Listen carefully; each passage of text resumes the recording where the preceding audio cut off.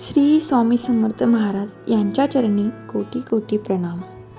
स्वामींची अगाध लीला आणि चोडप्पांची भक्ती या विषयावर एक अतिशय सुंदर, भावूक आणि तितकीच शिकवण देणारी कथा आज आपण पाहणार आहोत. चला तर मग आपण सुरू करूया.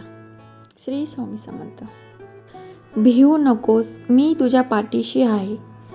नमस्कार भक्तांनो, स्वामी समर्थांच्या या पावन आणि रसाळ लीलेमध्ये तुम्हा सर्वांचे स्वागत आहे. पहिल्या व्हिडिओमध्ये आपण स्वामींच्या आगमाची कथा पाहिली.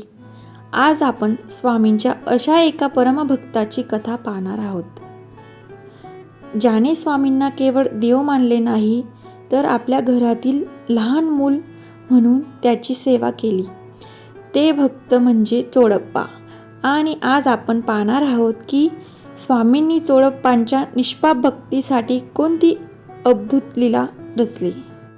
स्वामी समर्थ जेव्हा अक्कलकोटमध्ये आले, तेव्हा सुरुवातीला ते खंडोबाच्या मंदिरात राहायचे. स्वामींची रीती अगाध होती. ते कधी लहान मुलासारखे वागायचे, तर कधी त्यांचा रुद्र अवतार असायचा.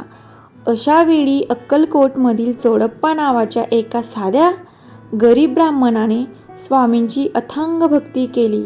चोडप्पांची आर्थिक परिस्थिती खूप हलाखीची होती. घरात खाणारे अनेक तोंड होती, पण तरीही चोडप्पा स्वामींना रोज आपल्या घरी घेऊन जायचे आणि मनोभावे नैवेद्य दाखवायचे. पण म्हणतात ना, देवाच्या भक्ताची परीक्षा ठरलेलीच असते. चोडप्पांच्या पत्नीला स्वामींचे असे अवलियासारखे वागणे फारसे आवडत नसे. घरात 18 दारिद्र्य असताना रोज स्वामींच्या मागे खर्च करणे तिला पटत नव्हते. ती चोडप्पाला नेहमी टोमणे मारायची.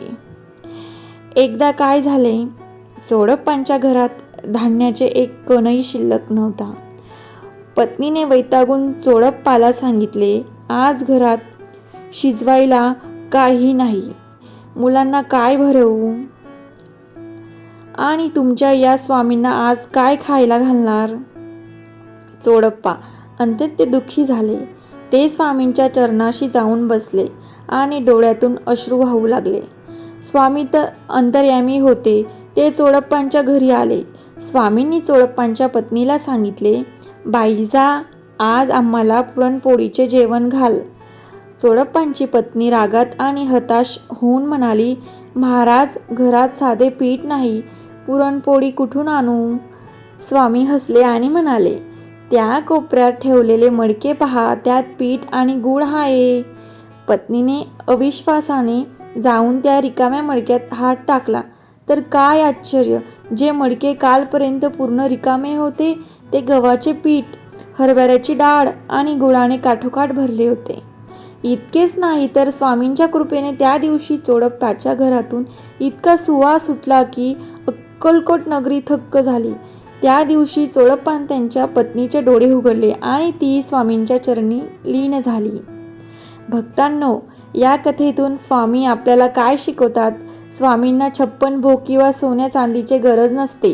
स्वामींना भूक असते ती फक्त खऱ्या आणि निष्पाप भक्तीची. जेव्हा चोडप्पाने स्वतः उपाशी राहून स्वामींची सेवा केली, तेव्हा स्वामींनी त्याच्या घरात कधीही अन्न आणि धनाचा तुटवडा पडू दिला नाही. जर तुमच्याकडे श्रद्धा आणि सबुरी असेल, तर स्वामी स्वतः चालत तुमच्या दारावर येतात आणि तुमचे संकटे दूर करतात. तुम्हाला स्वामींची अद्भुत लीला कशी वाटली, हे मला कमेंट करून नक्की सांगा. जर तुम्ही स्वामींचे खरे भक्त असाल, तर कमेंटमध्ये श्री स्वामी समर्थ लिहायला विसरू नका. व्हिडिओ आवडला असेल तर लाईक करा, शेअर करा आणि आपल्या चॅनलला सबस्क्राईब नक्की करा. श्री स्वामी समर्थ की जय.